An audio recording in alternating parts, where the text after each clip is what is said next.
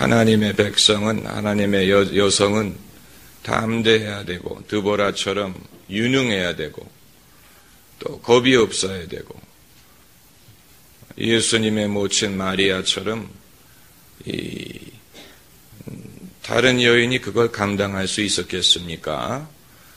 결혼도 안 했는데 임신한, 또 성령으로 말미암아 임신했다는 것을 말하면 누가 이해하겠습니까? 그러나 그것을 감당했지요. 그렇기 때문에 큰 일을 이룰 수가 있었던 것입니다.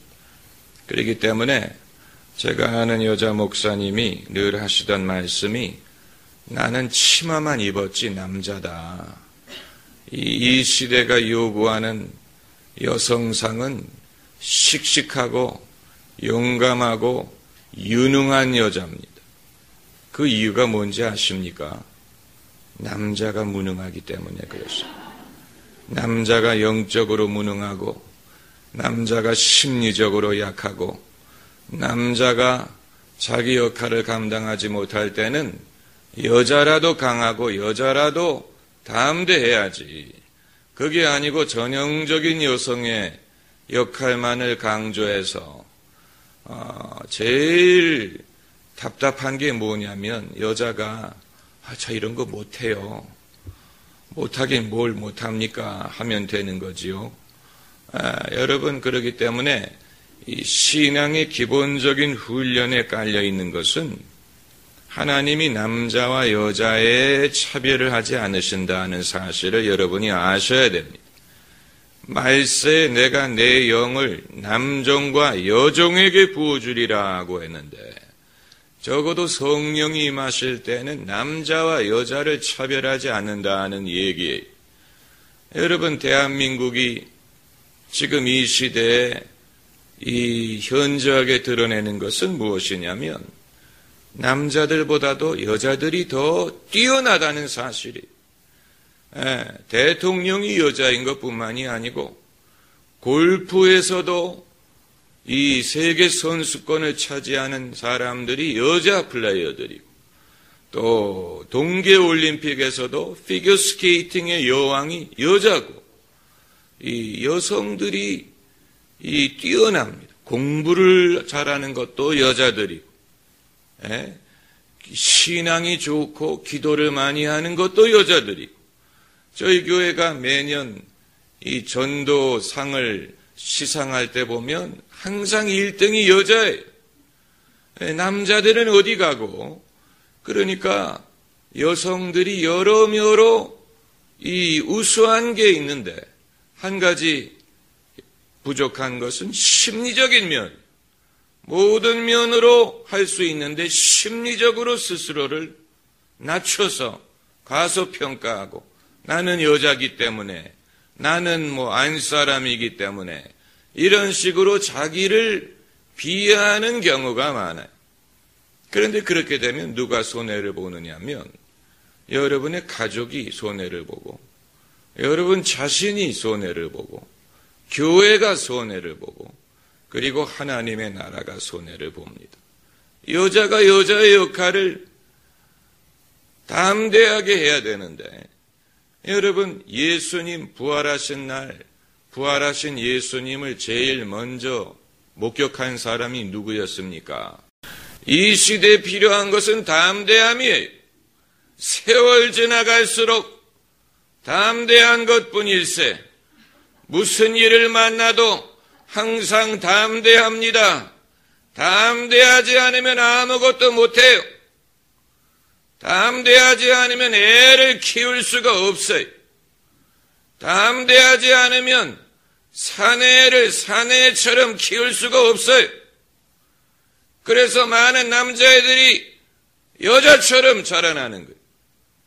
엄마가 담대하게 키워줘야 되는데, 아빠는 바쁘고 엄마에게 배워야 되는데, 엄마가 담대함을 가르쳐주지 않으면 사내들이 남성다운 것을, 담대한 남자가 되는 것을 누구에게 배우겠습니까?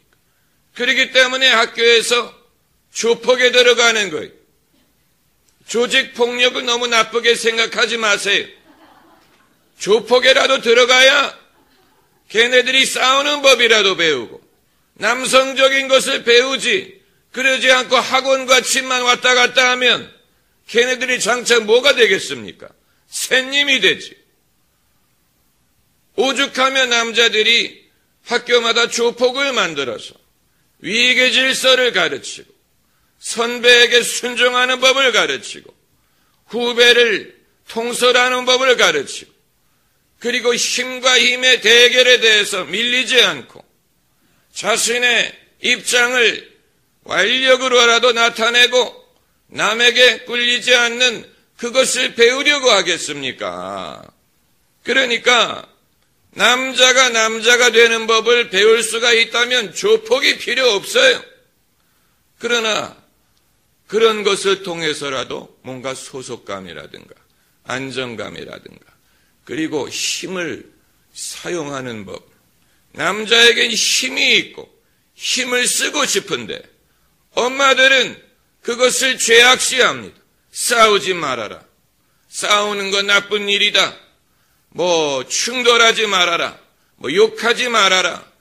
그런데 남자애들은 에너지가 넘치고 힘이 넘치는데 그것을 어떻게 발휘할지를 알 수가 없는 거예요. 그렇다고 학교에 스포츠가 발달한 것도 아니고 그럼 어떻게 하라는 얘기입니까? 그 에너지를 어떻게 발산하라는 얘기입니까? 그렇잖아요. 그렇기 때문에 이 이스라엘 같은 나라가 남자만 의무 군대를 가는 게 아니고 여자도 군대를 가서 여자가 탱크를 모으는 법을 배우고 또 자동차 수리하는 법을 배우고 그리고 여러분 이스라엘에 가면 길거리에 젊은 여자들이 걸어 다니는데 소총을 메고 다닙니다. 그 여군이에요. 이스라엘의 군인은 휴가 중에도 휴가 나왔을 때도 총을 휴대합니다. 왜냐하면 항상 전쟁과 테러의 위험이 있기 때문에 군인들이 집에 갈 때도 총을 들고 다닙니다. 그런데 여자가 총을 들고 다니는 것처럼 매력적인 것이 없습니다. 얼마나 멋있습니까? 젊은 여자들이 소총을 메고 다니면 남자들이 함부로 건드릴 수가 없어요. 여차하면 그냥 소총을 쏴버리면 되니까. 그런데 여자가 탱크를 몰지 못하고 자동차 수리 못한다고 누가 그랬습니까? 그럴 기회가 없으니까 안 한 것이죠. 기회가 없으니까 안 한 것이죠. 시키면 뭐든지 할 수 있습니다. 2차 세계대전에 미국의 남자들은 전부 다 전쟁에 나가고 공장에서 일할 일꾼이 부족해서 여자들이 대대적으로 공장에 들어가서 일을 했는데 여자들이 공장에서 무엇을 만들었는지 아십니까? 비행기를 만들고 전투기를 만들고 탱크를 조립하고 총을 만들고 항공모함을 만들고 여자들이 그런 일을 했어요. 여자들이 얼굴에다가 덮개를 쓰고 용접을 하고 또 나사를 조이고 이런 여러분 상상을 해 보셨습니까? 여자가 용접을 한다. Why not? 왜 남자만 어려운 일을 해야 됩니까?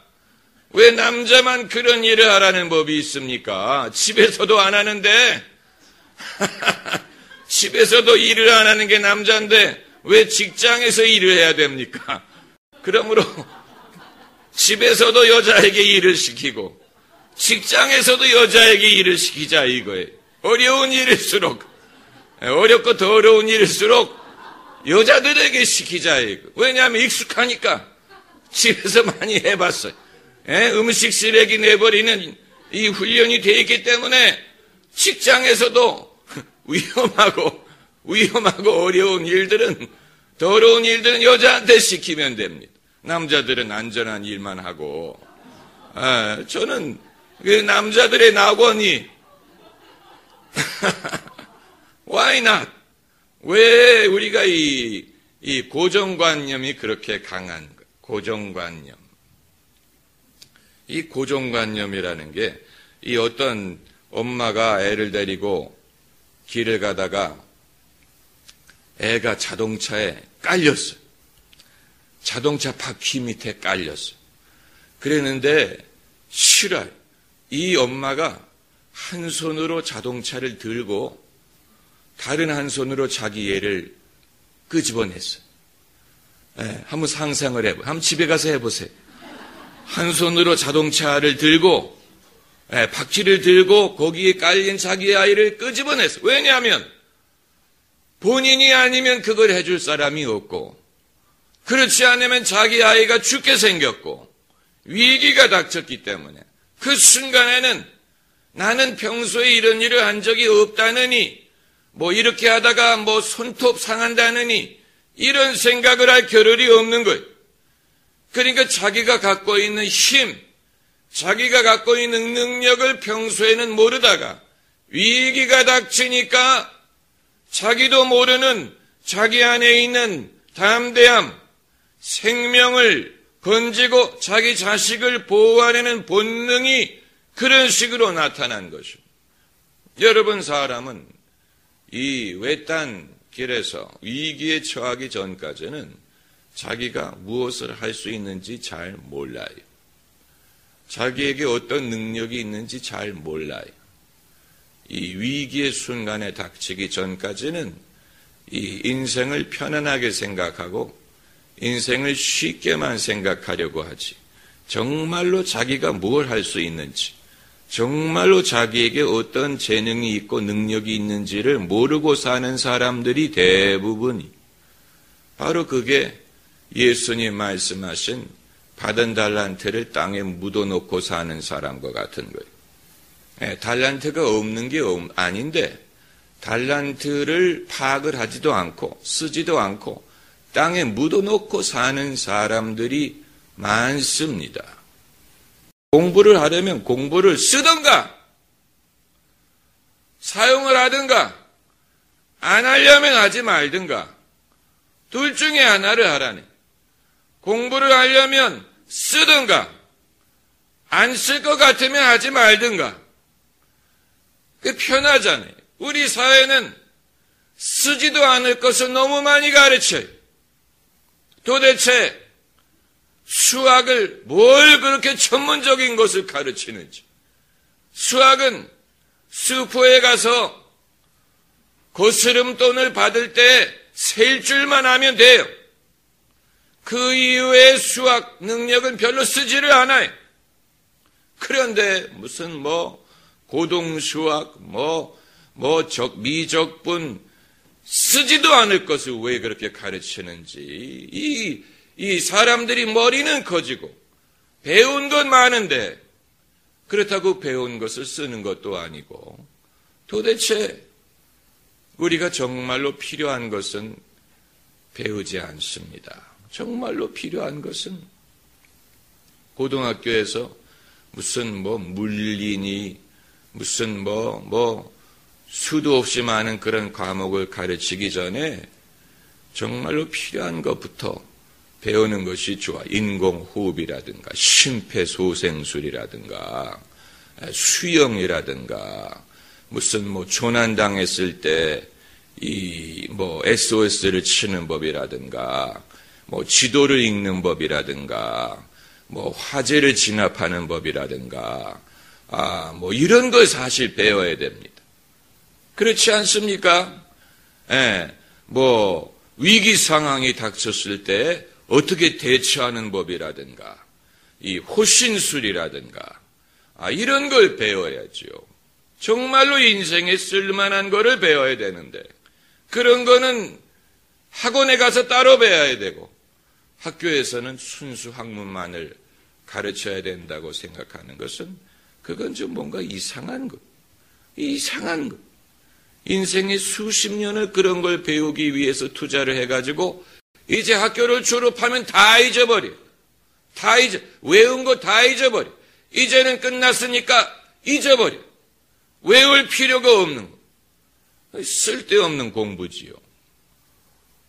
여러분은 아마 그 학문에 대해서 그런 미련이 있으신지 모르겠습니다만은 정말로 중요한 가르침은 그런 교과 과정에 있는 것이 아니고 스승이 제자에게 가르치는 것은 인생에 대한 교훈과 또 인생을 보고 해석하고 이해할 수 있는 능력을 키워주는 것과 이 지혜를 가르쳐주는 것과 이런 것인데 이것은 교과서에 기록되어 있는 것은 아닙니다. 교과서에 기록되어 있는 게 아니에요.